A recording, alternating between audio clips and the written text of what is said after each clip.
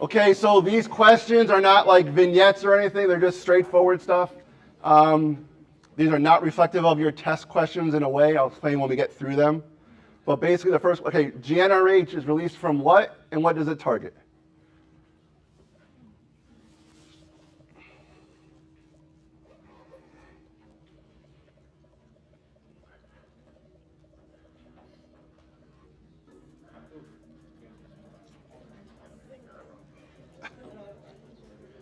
So remember, when you're studying, the hypothalamus releases what kind of hormones?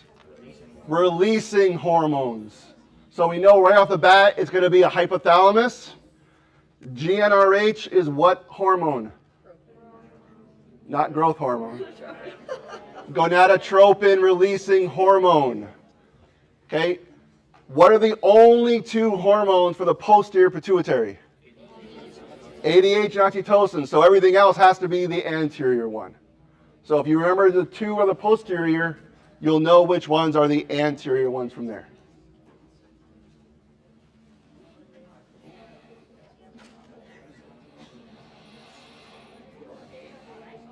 Okay, next one. Which is true about follicle stimulating hormone?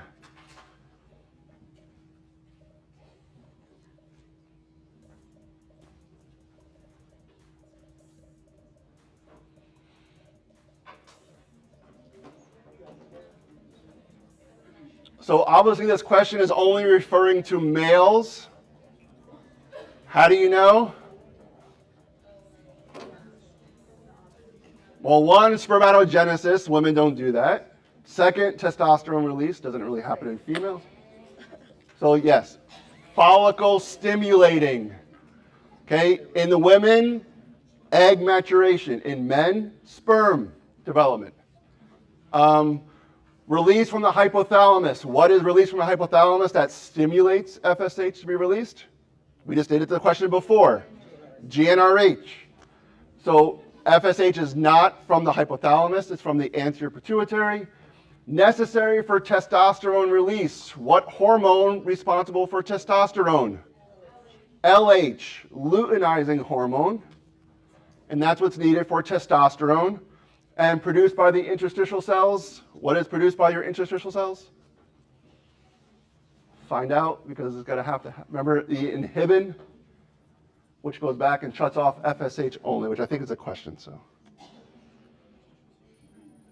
okay, next one. Okay, inhibin, which is I talked about. What is special about inhibin? Which of those is true regarding inhibin?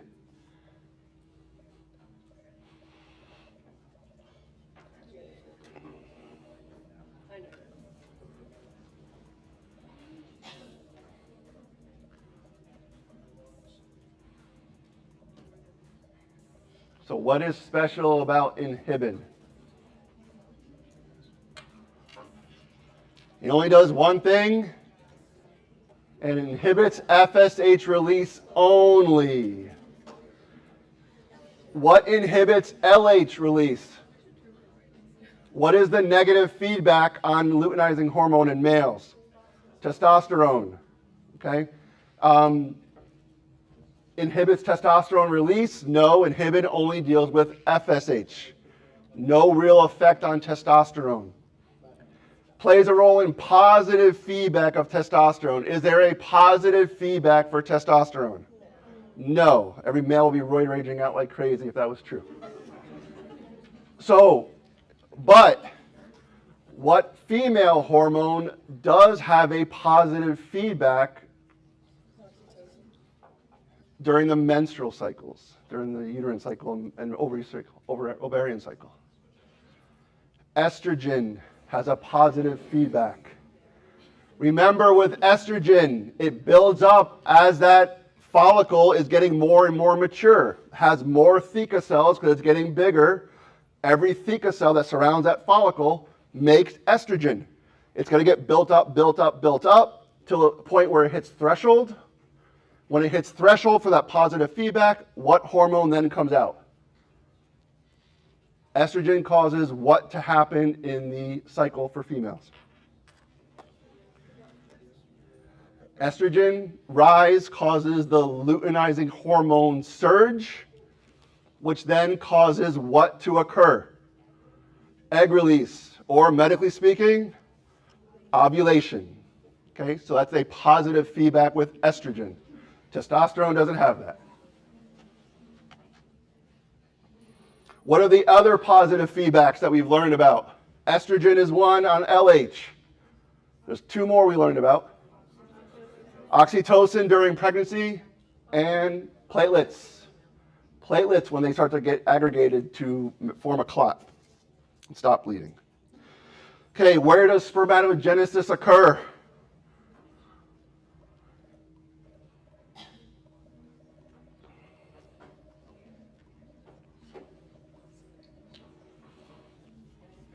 It's not the urethra. Know your anatomy. That's the exit.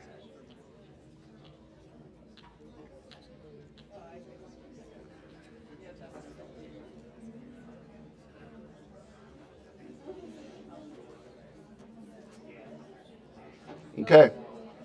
So, when you are studying on a question like this, make sure you know what the purpose of the epididymis is, interstitium. There are other structures in the testes. I think it's a question coming up, so I'm not going to say anymore.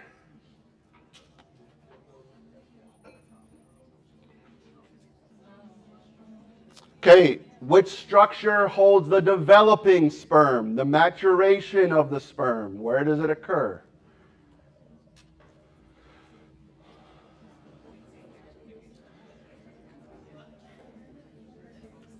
How come no one picked for their Kahoot name Florida State Seminole Vesicles? For the best one. Because they all went. No one does, but if you went there, sounds good.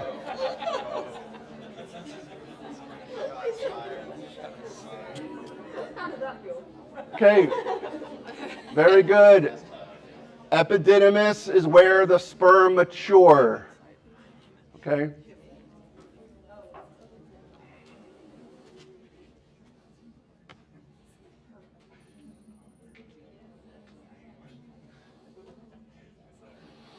Okay, the follicular phase of the ovarian cycle coincides with which phase of the uterine cycle?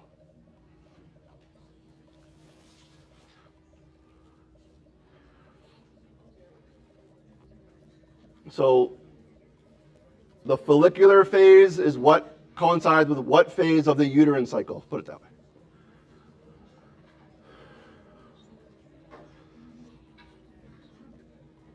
The luteal phase, is that ovarian or is that uterine? Okay. The luteal phase is the second phase of the ovarian cycle. The first phase is the follicular phase where we make and mature the egg. The second phase is the luteal phase because it's under the control of what? Luteinizing hormone, but also what structure is very important during this phase? What happens to that follicle when it ovulates? What does it turn into? The corpus luteum, okay, during the luteal phase. And what does this corpus luteum produce? Progesterone, someone said it, and estrogen. They do both. Progesterone and estrogen are both being supplied by the corpus luteum as long as what hormone is available? HCG. HCG, released by the blastocyst, which is that developing embryo, is releasing HCG in the blood. That HCG keeps the corpus luteum alive. So it continues to produce progesterone and estrogen. What happens if there is no pregnancy to the HCG? There's drops. There's no HCG around. Nothing keeps that corpus luteum alive. So it involutes and goes away. It becomes a corpus albicans or whatever. That's ovarian cycles. Follicular phase, luteal phase is always going to be ovarian. Proliferative phase is when it starts to make the lining. Secretory phase is when the progesterone really makes that lining very fluffy, lots of blood supply to get that embryo and the placenta made. So remember, when you're doing these cycles, know the ovarian going across and the uterine cycle going across. Ovulation is during the ovarian cycle because it happens in the ovaries. Okay, below a given threshold, what will estrogen do? Below a threshold. So this is during normal things during the cycle.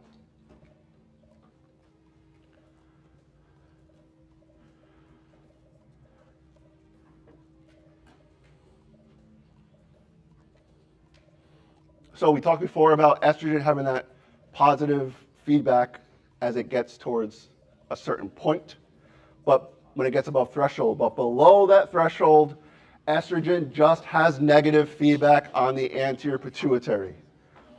Now, like we mentioned before, we have to get above a certain threshold of estrogen. When that happens, it causes the LH surge when we're above threshold with estrogen. And the LH surge is what causes ovulation. Estrogen by itself does not cause the egg to be released. It's the luteinizing hormone that is released when estrogen has reached a high enough value, which means the egg is mature enough that it's ready to go. So think of it that way. We have to wait for the egg to mature. The egg itself, through those theca cells on the follicle, all make estrogen. If that follicle gets to a certain size, means we have enough estrogen in the body, we're ready to go. Luteinizing hormone comes out, and we have ovulation because now the egg is matured. Okay?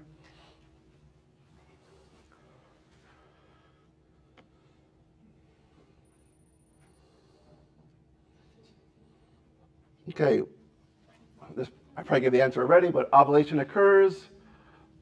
When does it occur?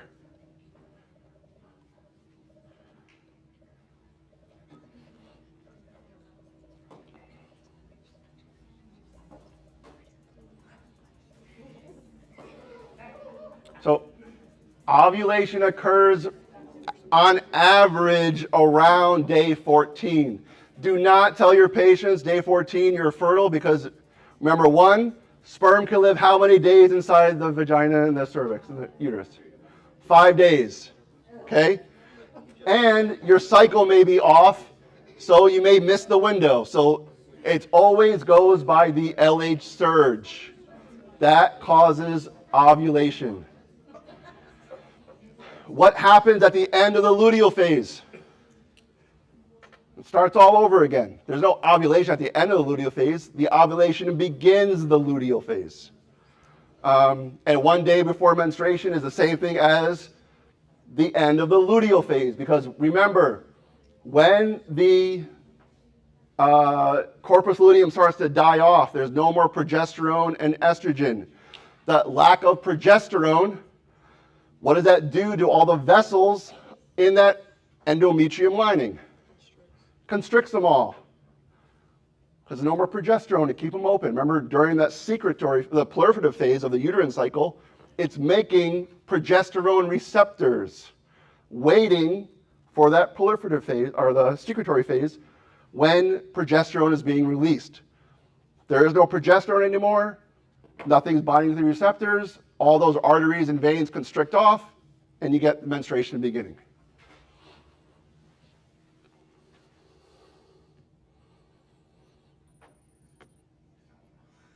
Okay. If fertilization and implantation successfully occur, what happens next?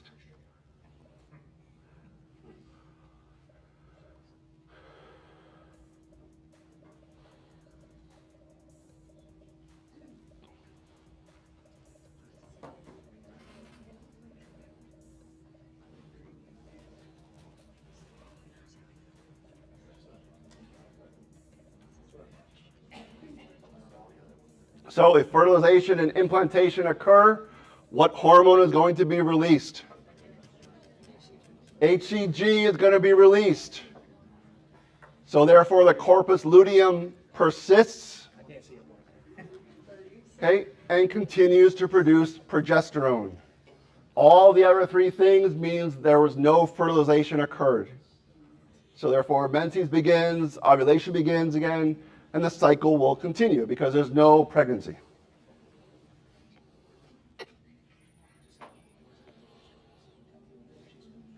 Okay, which layer of the uterine wall faces the uterine cavity? So the innermost layer is called what?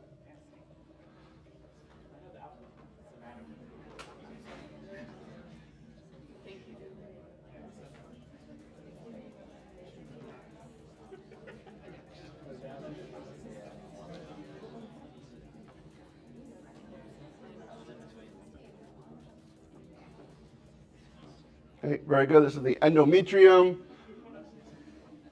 Remember, the myometrium is the middle layer, the muscle layer for the contractions. The outer layer is the perimetrium, and serosa is something else. Remember, if I've never mentioned a word before, it's probably not the answer. Okay? Sometimes it's hard to get in those fourth answers. So. Okay, fertilization most likely to occur where? Where does fertilization occur?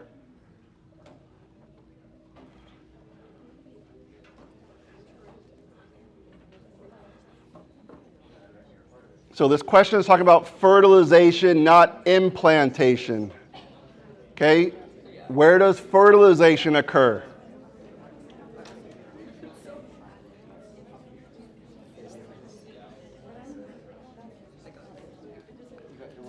Okay, this is the ampulla of the fallopian tube. That's where fertilization occurs. Where does implantation occur? In the uterine lining, the uterus.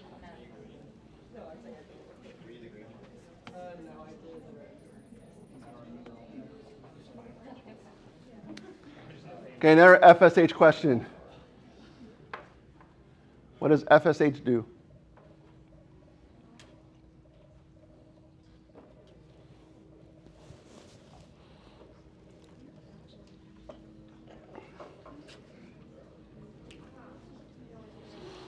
What induces ovulation?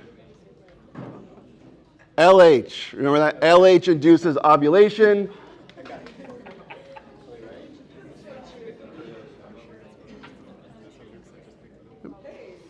Okay, remember, follicle stimulating hormone is going to cause the growth of the follicle. Okay, the answer is in the word. That's why you know all that, know their medical terms. Okay. Moving on to the endo part. So catecholamines. What answer goes along with catecholamines? Which ones are they?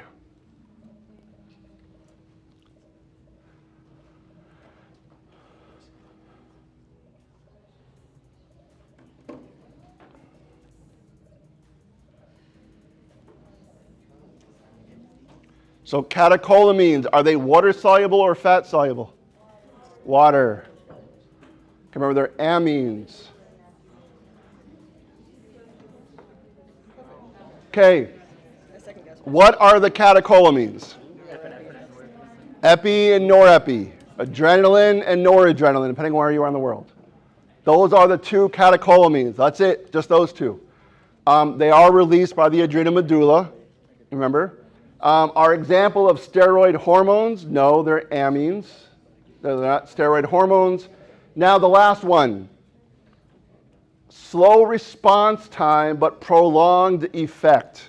Do you want that set up for your catecholamines, that fight or flight response? No, you want fast response and a short effect. So adrenaline comes out, you're amped up for like 5-10 minutes, and then you crash afterwards. It's a way to save ourselves from going crazy and exerting ourselves.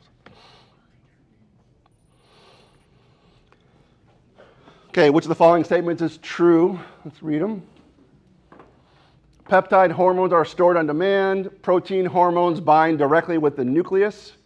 Carrier proteins transport the peptides to target. And peptide hormones bind with surface receptors. Which one is true?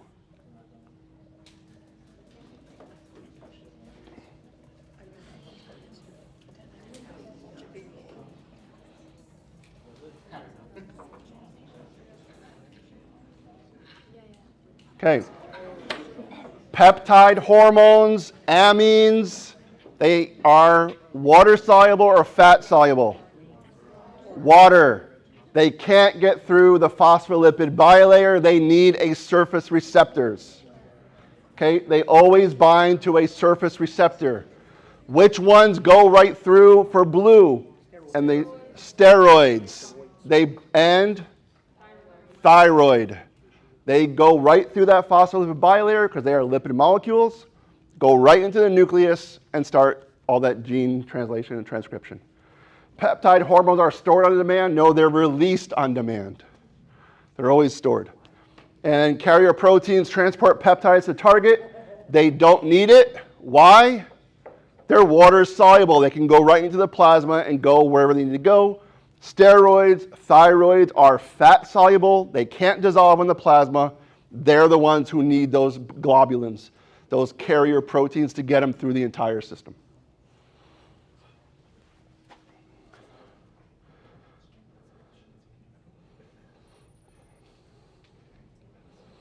Okay, suckling infant will promote what?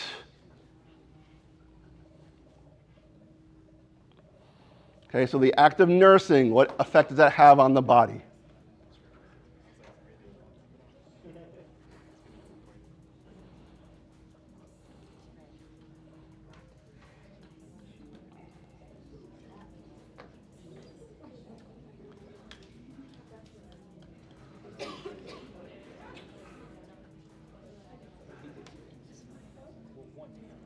Very good.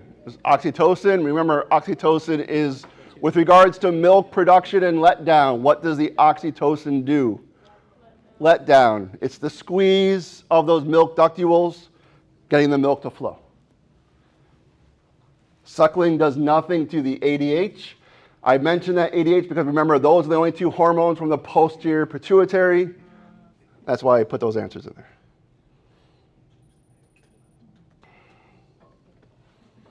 Okay, which of the following is true? T4 is more active than T3. T3 is more active than T4. T4 is converted in the target tissues. And T4 overproduction occurs in hypothyroidism.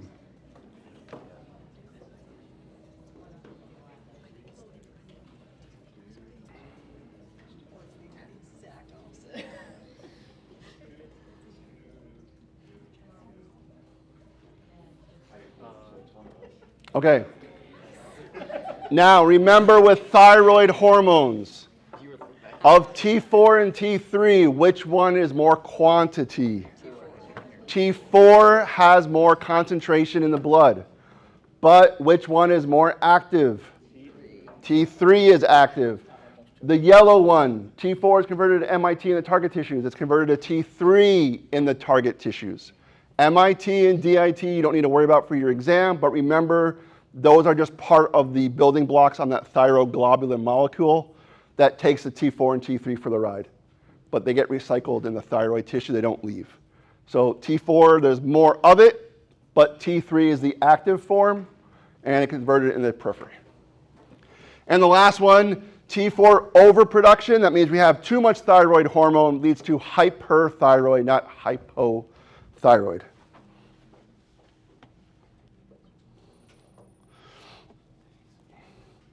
Say, inhibition of angiotensin II would affect hormonal production in which region of the adrenal cortex? This is a second order question. You have to know what zone it's going to go to or what zone you make the final product.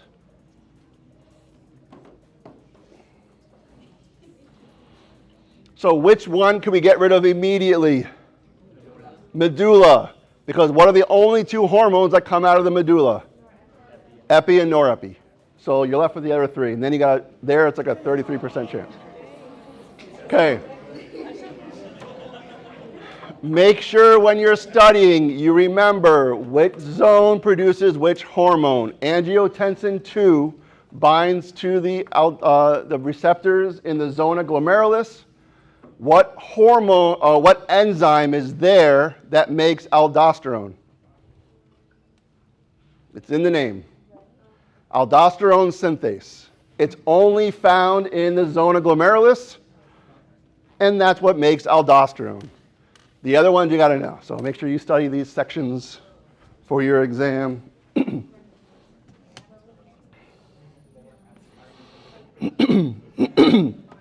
Okay, enzyme malfunction in the zona glomerulus would most likely directly affect which hormone? Now we're in the glomerulus.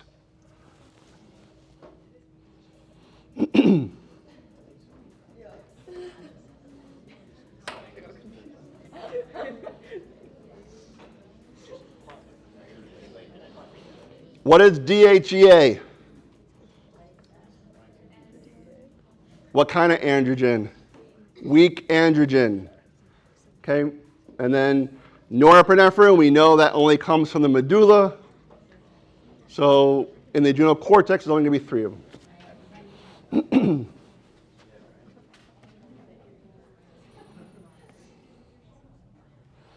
Okay, what's true regarding vitamin D?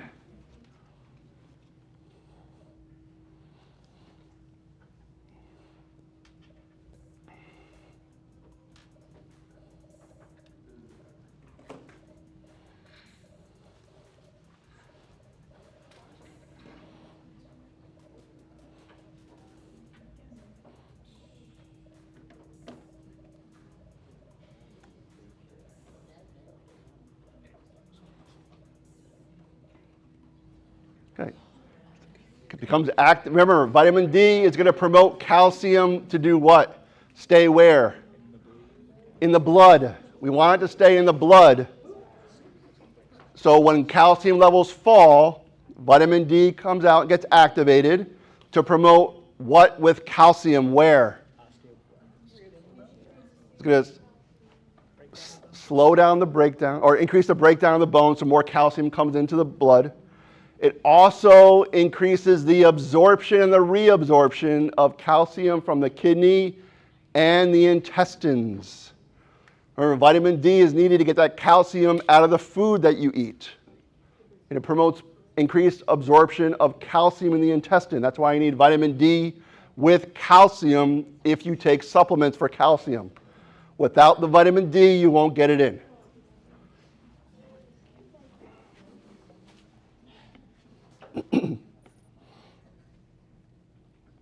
Somatostatin. What's important about somatostatin? What's the word I want you to remember all the time? Stop. So the answer should be very fast.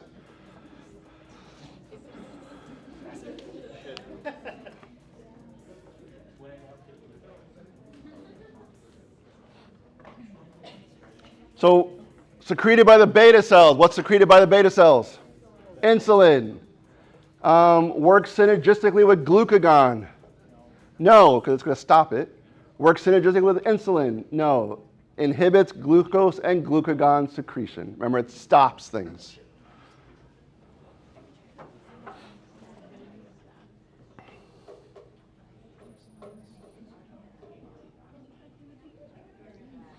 Okay, how does glucose enter the beta cell?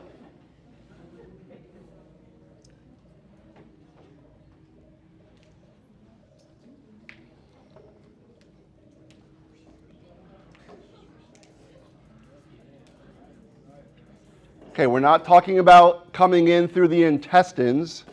If I said, how does glucose enter our bloodstream from the intestines, blue would be correct. Remember, sodium goes along with that co-transporter for glucose, amino acids, and everything.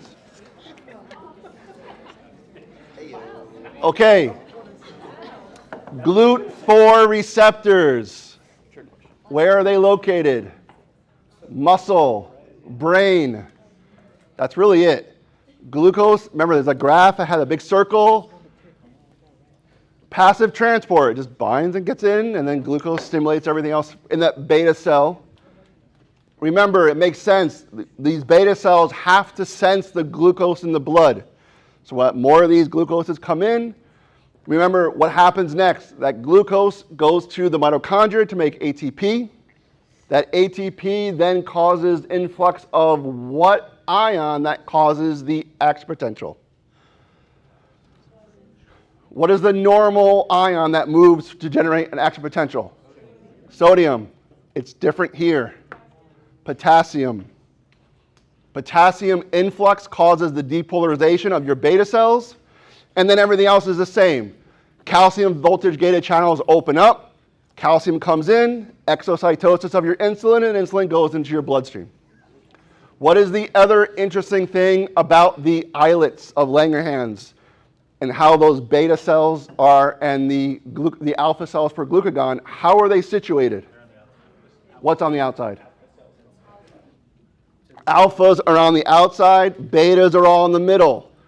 Remember that insulin is a direct inhibitor of glucagon. Why? Because for insulin to get out of the islet, it has to wash over all those alpha cells. And so it shuts off glucagon.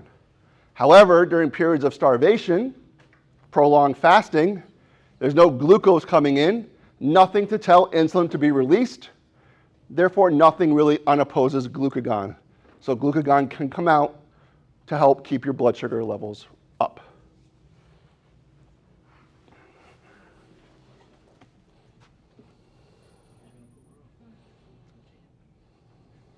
Okay, what is glycogenolysis?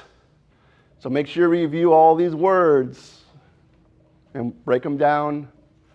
So this is a great question, again, to work backwards from when you're studying. The process by which glucose is formed from non-carbohydrate substances, so it's a new glucose, gluconeogenesis. Breakdown of glucose into ATP, that's glycolysis. Okay. Formation of glycogen from glucose, glycogenesis. And then obviously breakdown of glycogen and glucose is your glycogen. Just remember the lysis is always breakdown, genesis always means to build. So if a question is talking about breaking down glucose, it has to be lysis.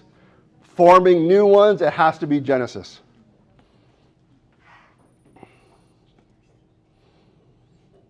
Okay, which one is true about insulin?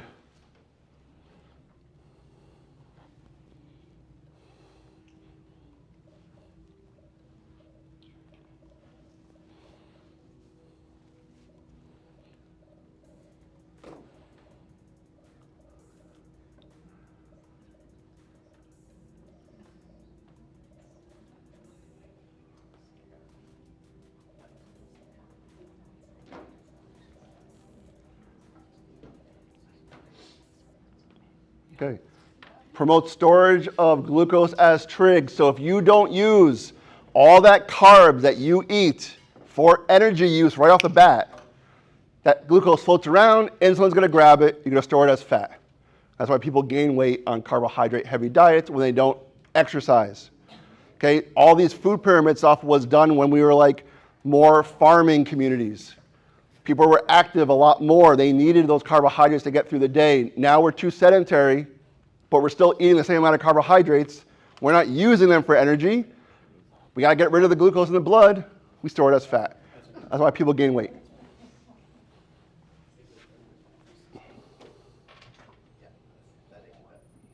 Okay, a couple more questions.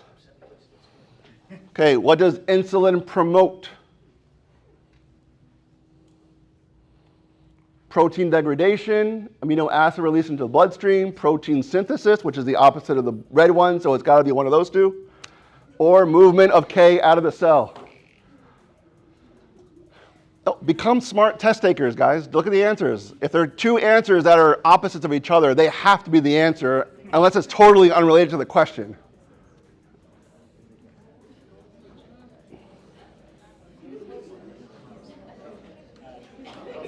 Okay, protein synthesis. Remember, insulin is used to push potassium into the cell. That's why insulin is used for hyperkalemia. It's going to drive the potassium into the cell.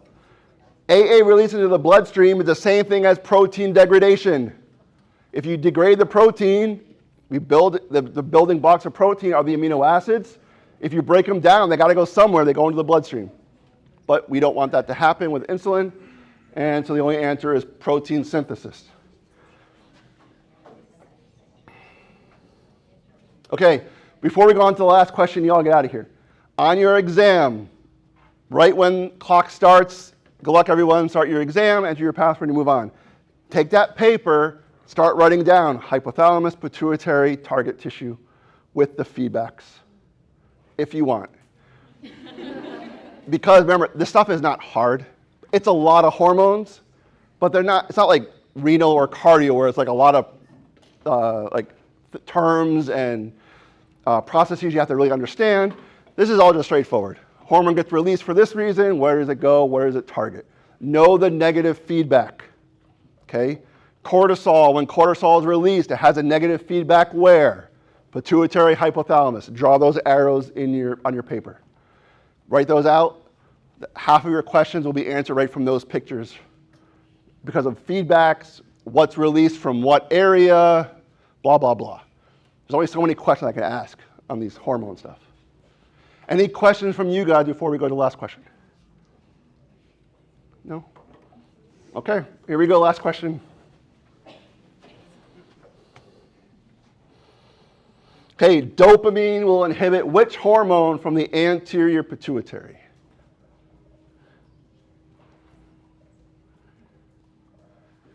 So remember, as an example, I just said, write down all those pathways and you'll know the answers for these real fast.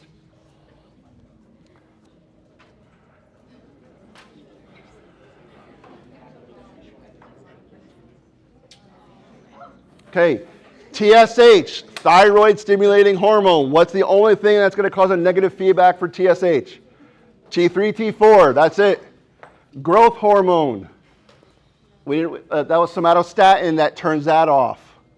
ACTH is what? Where is that produced? Anterior pituitary, ACTH. It's going to go to the where? What part? Cortex. Remember the word ACTH, adrenocortex, that's where it's got to go. And it's going to produce what? Cortisol. Cortisol has a negative feedback where? Pituitary and hypothalamus. So again, those negative feedbacks, draw them out on your paper when you start. It'll help with that. Prolactin is the dopamine. Yes? Did you say our test questions would or wouldn't be looking like this? Well, what I said was like, this will be a test question. But when I go like insulin, and I gave you 4 choices, that's not going to be a question. But they'll be your normal test questions like always. This is a good question. The other ones where it said insulin, that won't be a question. But as long as you understand, I did it for the purpose of, one, with endocrine, there could be like, with endo and reproductive, I can have like a 100-question Kahoot very easily with these things. So by working backwards, when you guys study with Exam Master or test questions, look at the other answers and find out why this is wrong or what is this describing. Like I just did, growth hormone. You studied 4 topics in 1 question. Okay, work smarter, not harder. Okay, efficiency. You did 4 things all at once in 1 question. So that's why I like these study techniques, test-taking strategies, work backwards, testing and studying this way. Work backwards from those, answer those wrong questions. Why are they wrong? Why is this answer not fitting? It helps a lot. Okay, let's move on to the scores.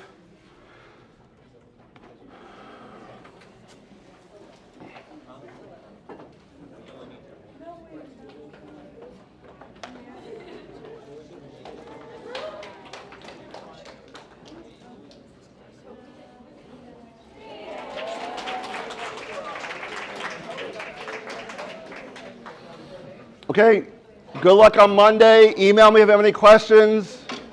Have a great weekend.